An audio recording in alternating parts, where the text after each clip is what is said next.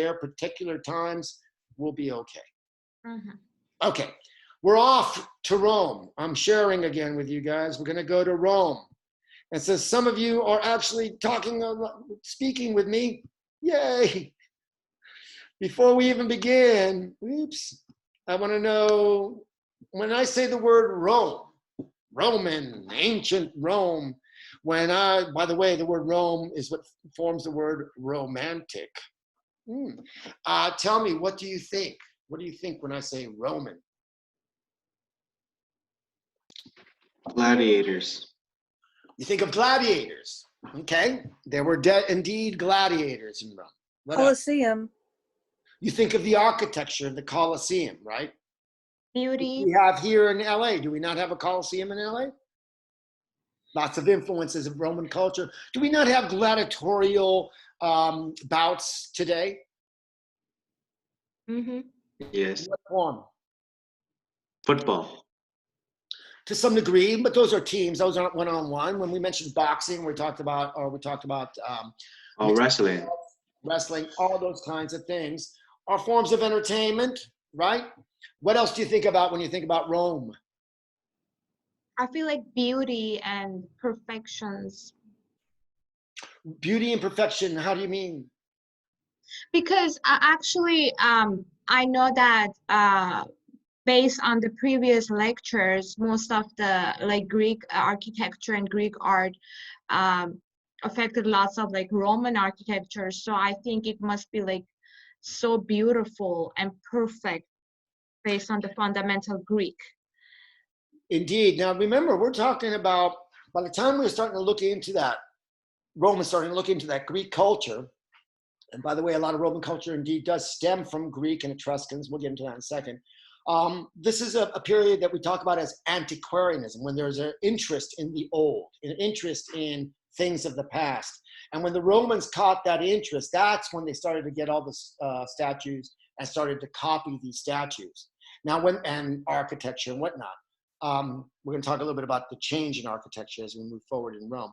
However, when they found a lot of this ancient Greek stuff that they eventually copied, they got the wrong idea of it. Because these statues had been out in the sun, they had been bleached by the sun so that they all came out white. So when we look at Roman sculpture, they thought the Greeks were doing it in just the natural marble, where the Greeks were actually painting their sculptures, as I've mentioned before, in very bright, vivid, vibrant colors, very garish colors.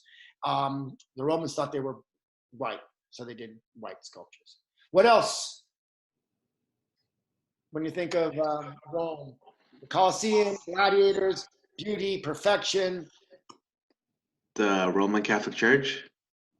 Which will come much later, when one of the emperors, Constantine in this case, converts to Christianity and allows for Christianity in Rome.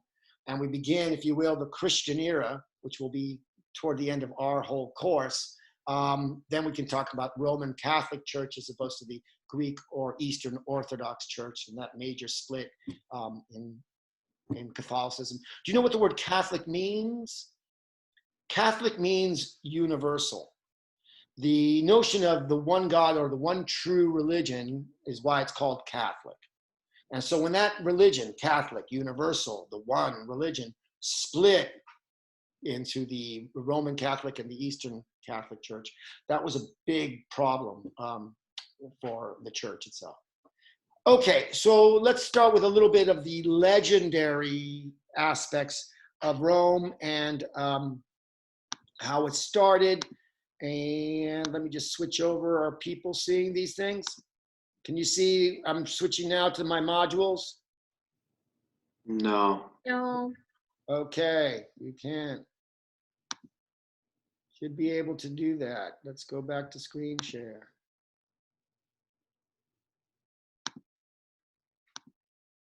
Okay, can you see that module? Yeah.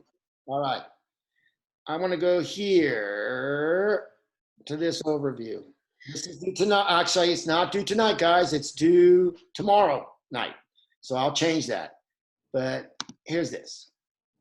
And there's lots of information, so I hope that you get into this. If you're working with this chapter, with this book as well, make sure you read the chapter.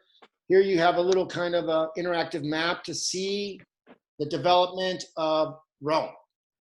And as we're looking at this, I just want to mention Rome and the Republic and the Empire are the two things. First, there's the Republic, not led by an emperor, a kind of a dictator, led by elders and senators and all that. And then there's the Empire, the Republic and the Empire. And it's an easy kind of timeline because Republic, Empire, the whole thing, 1,000 years. So we're going to say from 500 BC to is the first 500 years BC is the Republic. From 1 AD to 500 AD, actually 476, is the Empire. So you have 1,000 years of Republic, Empire. The Republic is 500, the Empire is 500. So from 500 BC to 500 AD, the Roman Republic and the Empire. We all good on that? You can see here, 500 BC, the negative is going BC, how it starts to spread from Rome. Then throughout Italy. We're still 200 BC, spreads into Spain, comes here on the north, on the African coast, spreads out to Greece, into Armenia. Now we're at 230 AD, Anno Domini, 300, 360. Now it's starting to retract. Here's the split that I think it was Jose mentioned. And now the Western Roman Empire is gone. The Eastern Orthodox is going to continue. So you can take a look at that map and see how it's developing. It gives you a lot of information here. Key, Roman Republic, right? Remember, Caesar, Julius Caesar, is assassinated in 44 BC. Okay? Julius The Ides of March, right? On March 15th, the Ides of March.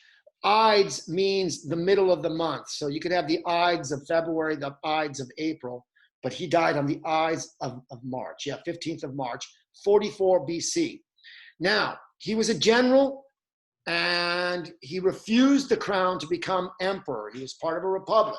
Although ultimately, if he hadn't been assassinated, he probably would have become a kind of a dictatorial emperor. However, Julius Caesar is not the first emperor of Rome, of the empire. It would be his adopted son, whose name was Octavius. Octavius Caesar is the first Roman emperor. Octavius then took on the name Augustus. So he is Augustus Caesar, the first emperor of Rome. We get our months from some of these guys. For example, the month of July is named after Julius Caesar, and the month of August is named after Augustus Caesar. So just to let you know that. The Roman Republic, 40 BC. Remember, it's still a republic until Caesar's adopted son Octavius takes over, and then it will become Imperial Rome. And somebody had mentioned the split from the Eastern Roman Empire to the Western Roman Empire, and then to the collapse of the Roman Empire, the beginning of the Christian era, or the Christian Empire, if you want to look at it, the Byzantine and Ottoman empires. These kinds of things are going to happen. The founding, 626 BC. But let me just say this, and here is the kind of legend. Go back to the Trojan War. Guys still with me on the Trojan War? Go back to the Trojan War. With the sacking of Troy, once the Greeks had come in with their Trojan horse and they ramsacked the city and destroyed it and burned it to the ground, one of the princes of Troy, his name is Aeneas, escapes. Now Aeneas carries on his back his old father who couldn't walk. So he carries on his back his father and leaves Troy. He then gets on a boat and sails. He becomes a symbol, if you will, of the loyal son carrying his father on his back out of a burning city. But Aeneas is going to be considered the founder of Italy. And we get the story from a Roman poet by the name of Virgil. And he wrote an epic, just like Homer wrote an epic, the Iliad and the Odyssey. Virgil wrote an epic called the Aeneid, the story of this guy I'm talking about, Aeneas, who comes out of a burning Troy, ultimately goes to the northern rim of Africa, to the city of Carthage. The queen of Carthage is her name. Her name is Dido. And we have a musician, a performer by the name of Dido also. D-I-D-O. Dido, the queen of Carthage, takes him in, falls in love with him, but ultimately Aeneas is going to sail off and he leaves her. And that is a very famous legend of abandonment and, to some degree, betrayal. Aeneas sails away from Carthage, and legend has it, lands in the island of Sicily and establishes it there. And that's the beginning of the founding of Rome, of the Roman Empire, Roman Republic, of all of Italy. We okay with that? Okay. Aeneas, told in Virgil's The Aeneid, is the founder of Italy. Then what happens is another legend comes out, one that you may be somewhat familiar with. And that is the legend of these two brothers. While Aeneas founded Italy, these two brothers founded what we know as Rome, the city, and ultimately the center of the empire. And those two brothers, does anybody know the names? Is there Romulus and Remus? Yes, Yeah. Romulus and Remus. Does that sound familiar to a number of you? I'm hoping. Yeah. Yes, Romulus and Remus. These are two brothers. And they founded the city that we know of as Rome. So what happens, and there are different legends on this, so I will just of this mythology. So I will tell you one of them. They get into an argument. They get into a fight. Have we heard myths that deal with brothers getting into arguments and fights? Cain and Abel. And so many others. Well, indeed, this becomes a mythic motif, a theme in a lot of mythologies. Brothers banding together and then fighting and breaking apart. And one legend has it that they argued over whom should name the city. And the city is ultimately named Rome. So who won this fight? Romulus or Remus? Romulus. Romulus won the fight. And that's why it's called Rome. Not only did he win the fight, he killed his brother. Terrible thing. Another slaying of a brother. And we see this in many mythologies around the world. So Romulus establishes the city. Now, Romulus is got some soldiers. People are coming in, little tribes are starting to form. And there are neighboring cities, not as established, that also have civilizations growing there. And one of these neighboring cities is the city of the Sabines, sometimes pronounced Sabines, but it's the Sabines. Now, Romulus has all these soldiers, but he doesn't have any women. And so what they were going to do, tell me if you can see this. Can you see that? Yeah. Painting? Yes. Good.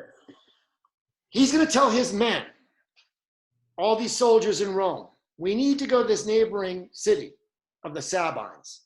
And we'll go there under the pretense of being neighborly, of being friendly, of moving into trade. But once we get in there and once they trust us, I'm going to do something. I'm going to lift my robe. I'm going to open up my cloak. That's the signal.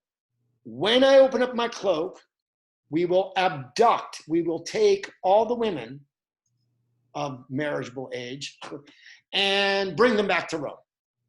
And this is known as the rape, because rape really means abduction. Today, of course, and an abduction would be a physical and violent act. Today, we look at rape as not a sexual act, but a violent act, a taking away, all that kind of stuff. But that's the term that they use. The rape, the abduction of the Sabine women. And here I have a painting for you that you're looking at by Nicolas Poussin, 17th century Baroque French artist, who is depicting here, will become the father of neoclassical art, this scene of the rape of the Sabine women. So you can see here, as you see my cursor, this is Romulus.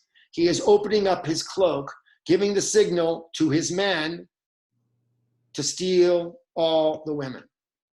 And so the Sabine women were brought back to Rome with the soldiers from Rome and then started to establish the city. We all good? So how was the city founded? On rape and murder. Sorry to be so negative about it, but to some degree, that's it. You can see lots of images and artwork that details this specific kind of moment. Oops, sorry. Having a hard time here. Okay. Let's go back to this. So I'm just giving you a little history before we get into the art and the philosophy and all of that, and all the influences of the Greeks, Etruscans, and whatnot. So here you have the founding of Rome. And what we want to get to is this. After the Romulus and Remus, after the rape of the Sabine women, and all of this kind of stuff becomes, now we have a king and this period of kings. And these kings were known as the Tarquin kings. I'm looking over here. One of the last of the Tarquin kings, it was suggested that he had raped a woman, a noblewoman, and that he had cut her tongue out and fed it to the birds in order to keep her from saying anything. But this became an incredible scandal, more than scandal. It's a horror. It's, you know, it's unfortunately these things continue. Anyway, and this, in a sense, led to the establishment, or rather the disintegration of this period of kings. They had lost their status. They had lost their credit. There was overthrows, and all of a sudden, a new regime is going to come in. And that regime is going to be in the center of Italy, close to where Rome is, and these are known as the Etruscans. And these are kind of like our earliest individuals, the Etruscan power. The end of the period of kings came, Etruscans came in, and then the end of the Etruscan power. And I have shown you, I believe I can show you something about these Etruscans. Okay, can you see the PowerPoint? Yes or no? Yes. Okay, so you see Oh that. no, the PowerPoint not. It's No, still no. the same. Okay, let me get that PowerPoint going again here. Just give me a second. I'm going to end the screen share. And there you go. You should see it now. Yeah. Yeah. Yes. All right. Yeah. These would be what becomes the earliest move into Rome and the Roman Republic and eventually the empire. And it is these Etruscans in the center of Italy who are the ones who are really getting all that Greek stuff, all the architecture, all the sculptures, and integrating it into their own kind of art, kind of cross-fertilization, that will then become what influences Roman art. So I'm just showing you these Etruscans as this little period. Where did they start copying and getting all this Greek information and art? It's through these Etruscans. And so we see them here. You can read the PowerPoint. It's on, it's embedded in there for you to see. So you can, if you have any kinds of questions about it. The civilization was prepared for much of the Greek culture important to early Republican Rome, including the 12 Olympian gods. So these Etruscans had taken the culture of ancient Greece, the 12 Olympian gods, Zeus, Hera, Poseidon, Hades, all of them, Athena. These Etruscans are the ones who brought it down into Rome. The kind of agriculture of the olives and the grapes, which becomes its own culture as we saw it to some degree in ancient Greece, the culture of the grape, Dionysus the god. Olive in Athens, if you will, the contest between Athena and Poseidon. They adapted the Greek alphabet, the Latin alphabet becomes a form of the Greek alphabet. You can even see the letters kind of look alike. And the architecture is starting to come from Greece, but they're going to change it when they get this idea of an arch. And when we get into the architecture, we'll discuss it. Here's an example, some examples of Etruscan art. Again, you can see very elaborate. You can also see the influences that we've already studied of Minoan and Mycenaean painting, which was also influenced by the Egyptian painting. You can see the pottery and the depictions of the human beings. You can see that they did have the music and the aulus, the double aulus here. The elaborate headdresses. One other thing is the funereal art, art for afterlife, art, coffins and sarcophagi, those kinds of things. And the Etruscans would depict the figures on the sarcophagus, on the caskets, and in this typical kind of reclining on one elbow format. Now this idea of putting the figure on the top of the coffin that resembles, certainly comes from some of the culture and practices of the ancient Egyptians. but it will move through the Etruscans and become part of not only Roman, but even contemporary, or I'll go back, medieval art, Gothic art as well. Whether they're kings or saints or popes, this idea of display of the effigy of the figures comes from the Etruscans as well. Legend has it that Romulus and Remus, who founded Rome, and Romulus gets to name it because he killed off his brother, they were raised not by a human mother. They were delivered by a human mother, but they were raised by a wolf, a she-wolf. And here is a bronze sculpture of Romulus and Remus as they're being suckled by or nurtured by a she-wolf. Now, have we heard any mythologies like this before? Can you think of any? No. I only could think of Tarzan, how he was raised by gorillas. Absolutely. Absolutely. We often get, things being raised by others, but if it's an animal, generally that suggests that the individual raised by the animal has taken on some of the animal qualities. And so a wolf can be independent, and a wolf can be strong, and a wolf can be vicious, and a wolf can be all these, and can create a pact. So for example, Zeus was taken and raised by a ram. And Achilles was taken and raised by Charon, a kind of not a centaur, but a kind of a satyr. Again, all of the qualities. Today we still use these ideas. Oh, he's cunning like a fox. He's strong like an ox. Those kinds of things. But the legend and many mythologies, as we study mythologies around the world internationally, you will find a lot of these origin myths of cities and nations are based on this kind of combination of individuals, human individuals, being raised by, if you will, some kind of an animal. Tarzan, absolutely. Anything else that anybody can think of? Something you might want to consider then. So the legendary founding of Rome, suckled by the she-wolf. We're going to wait on this aspect of it for just a moment. Let's see what I want to go to. Okay.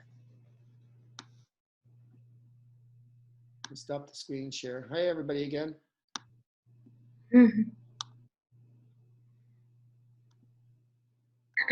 Let's take a look for a moment at these areas that Rome will conquer and the movement of the Republic and the Empire. So give me a second as I share a screen.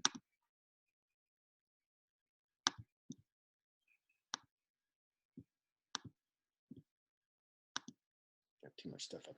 Can you see this map? Guys, can you see the map? Yes. Sorry to annoy you. Okay, let's look at a bunch of maps. Okay, let's take a look at this one real quick. So this is a map of Julius Caesar and his movements. So let's go to that. We've gone through the period of kings. We're moving now to a republic. There were very powerful individuals, and I'll just mention the Gracchi brothers. These were two individuals who now started to found what will become the republic. They too were brothers, as I've said, the Gracchi, and they start to allow for sovereignty and for voting and for discussions about how to run the city. As we move further and further away from them, we're going to move into the height of the Roman Republic. And what does that mean?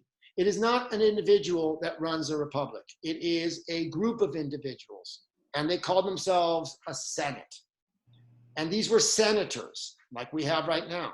So in many ways, our own governmental system is based on the Roman system. Not only is our own governmental system based a lot on the Roman system, our nature of warfare used to be based on the Roman system. The mafia is based on the Roman system. So just to let you know that kind of an influence. As the Republic was growing, it needed to expand, and for the most part, as a republic, it took on other territories, not as an occupying force, but as what we might call client countries. countries that were refined and aligned to Rome, which was getting stronger and stronger and stronger. And different senators and different individuals in ancient Rome started to rise and get power. Now, many of you have probably seen when they're looking at movies or images of Rome, the letters S-P-O-R. That says the Senate and the people in Latin are Rome. So in the Republic, Rome was not an empire. It was not about an emperor. It wasn't about Augustus or Tiberius or Caligula or any of these. The senators had the control, but the senators were appointed by the people. So what is Rome? Senate and the people are Rome. Very Republican. Now, some of these senators became very wealthy. Some of these senators became very powerful. And so certain things had to come into effect. And we can talk a little bit about the philosophy and these things called the 12 tables, certain laws that all would follow. And these laws were actually etched onto buildings. They were shown publicly so everyone could see them, so that there was no hiding of this or misuse of it. We too declare our laws and put them out publicly in our constitution and all that. Hammurabi, in the Code of Hammurabi, much earlier, one of the first of the written laws, also put these things on public display so that everybody would be clear on the laws. So during the Republic, the people in the Senate basically ran it. They tried to do, for the most part, an egalitarian kind of government. Unlike Greece, where women had absolutely no power, in Rome, women could become very, very powerful. But all of a sudden, some of these guys become more powerful than others. And at one point, a major general by the name of Pompey gains a lot of his power and starts to rule in a good way. And he rules by going on campaigns of warfare and expanding the Republic and integrating client states and all those kinds of things. Now, a rival, another general, who is just blazing a trail around what is now Europe, is winning war after war. And he's building a huge army. And he's going from Rome up into Gaul. Remember the Gaul, the dying Gaul from the Hellenistic period, and conquering Gaul, which is now for the most part France. He's moving up into the frontiers of Germany. He's moving down into Spain.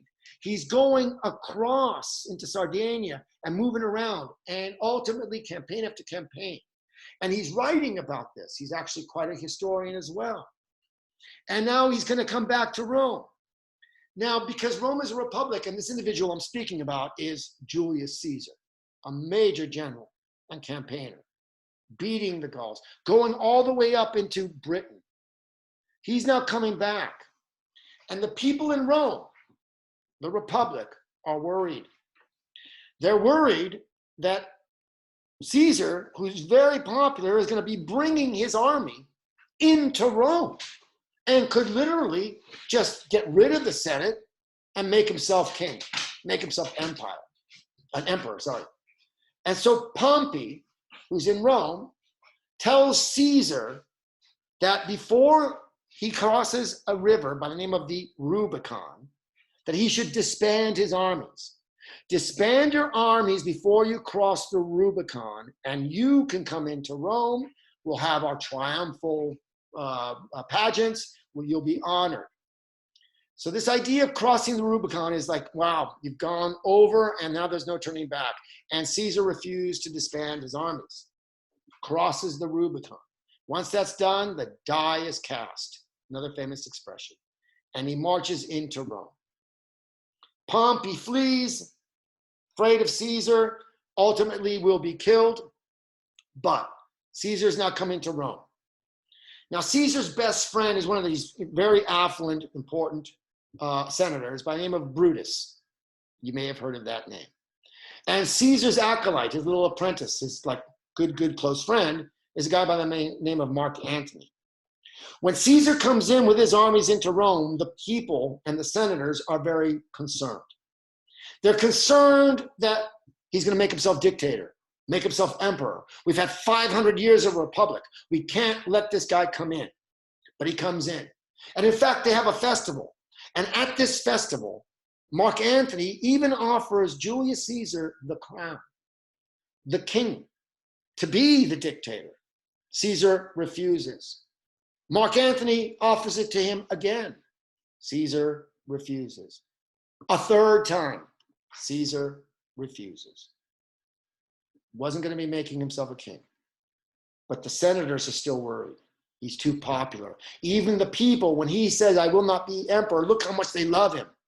And they convince his best friend. And when you read, for example, Shakespeare's Julius Caesar, the real tragic figure is not Caesar, who's killed in the third act, but Brutus. Brutus believed in Rome. He loved Rome. He killed Caesar not because he loved Caesar less, but because he loved Rome more. But he was poisoned in his mind by the other senators, Cassius and Cato and others. And so on the Ides of March, even though prophecy suggested to Caesar, stay at home, don't go into Rome, don't go to the Senate, the senators got together and conspired. And on March 15th of 44 BCE, when Caesar walks into the Senate, the senators cluster around him, stabbing him each one of them, and killing Caesar. Mark Antony now is aghast. Brutus is telling Mark Antony, look, we're going to do a funeral. We're going to explain to the people why we needed to do this. Not that it was private, not that it was personal, because it wasn't for Brutus, but for some of the others it was. And we have to explain to the populace why we've done this. And Mark Antony, since everybody knows that Caesar loved you, we want you to give the funeral oration for Caesar. And legend has it that at that oration, Mark Antony had turned the people against the senators, making them feel that they had killed Caesar out of jealousy and personal grievances or profit.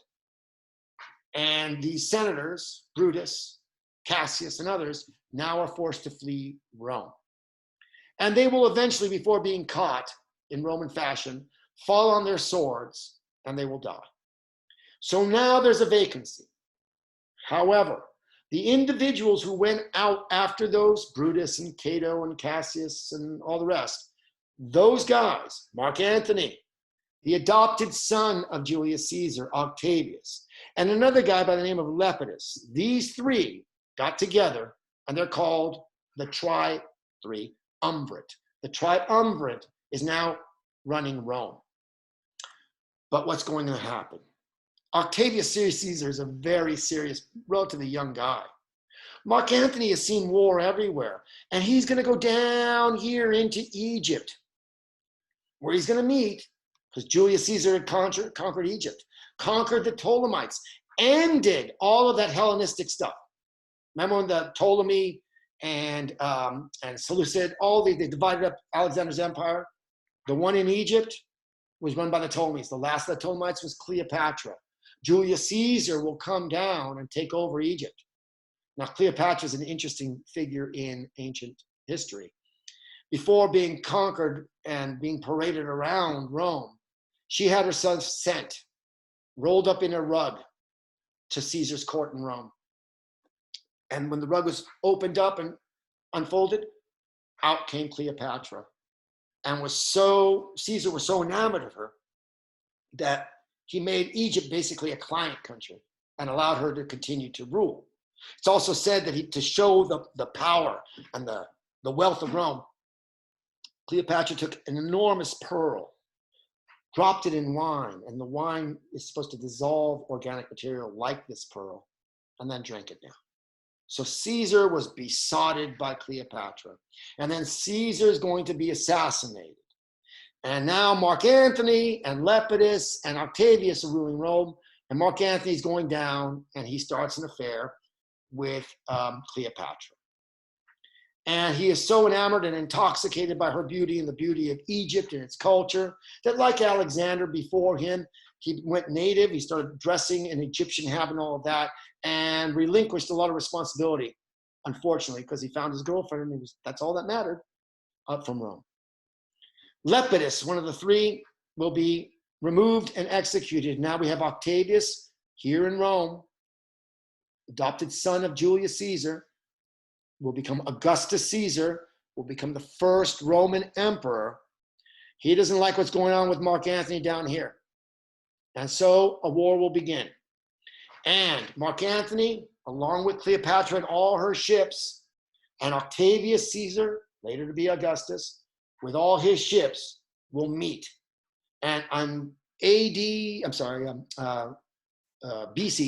31 BC, at a battle called Actium, the Romans, led by Octavius, Egyptians, Ptolemites, led by Mark Antony, will have a sea battle. At one point, Cleopatra is actually on some ships out there. She becomes frightened, tells her ships to turn and go back to Egypt. Mark Antony sees Cleopatra, his girlfriend, turning and running. He tells his ships to turn and run and go back to Egypt. Octavius comes swooping down. Before Cleopatra or Mark Antony could be caught by Octavius Caesar and enslaved, or worse yet, paraded around Rome like prisoners, they decide to take their lives. Mark Antony, in Roman fashion, will fall on his sword and die. Cleopatra, in her fashion, will ask for the easiest, most delicate way of death. And people were worried that she was going to kill herself, and they wanted to kind of send her over to Rome as a, hey, look, don't treat us well. Here's our queen. She had an asp, a very poisonous little snake, brought into her in a basket of fruit. She took the asp, the poisonous snake, put it to her breast, it bit her, and she died. 31. That's the end of all of the dynasties of Egypt. The end. And the beginning, if you will, of the Roman Empire. And the Roman emperors of Augustus, Tiberius, Caligula, Claudius, Nero, all the way up to the end of the Roman Empire, 476 BC. I'm sorry, AD. All right, we'll get more into Rome, more into the art, more into the architecture. I needed to give you this background and this kind of, if you will, beginnings of Rome and where it's coming from. And there'll be several, you guys can still see this, several different assignments based on that. Trying to get to a good painting here. Where's the map here? So you can see throughout these maps how it begins, where the empire extends to. Here, remember this library of Alexandria, named after Alexander the Great, where all the great Greek works were housed and all of that kind of stuff. This is going to be taken over. The Romans will have 3 major wars with Carthage until they destroy Carthage. The first Punic War. The second one that has the very famous general from Carthage, Hannibal, and his elephants. And ultimately the third Punic War against Carthage that will destroy Carthage. And so Rome will take over the northern rim of Africa, all of Egypt, all of Judea, and rename this because in Judea, Israel and Judea, their major enemy were called the Philistines. And in order to suppress Israel and Judea here, they named the land after the Philistines. They named it Palestine in order, if you will, to punk the people there. They named the land after their mortal enemy. So when we talk about Palestine today, this was a name given to the region after Romans conquered it as a way of really putting it into the face of these rather rebellious areas here. This is now Palestine. And so today we have Palestinians, all of that idea. Run out of time. Any questions?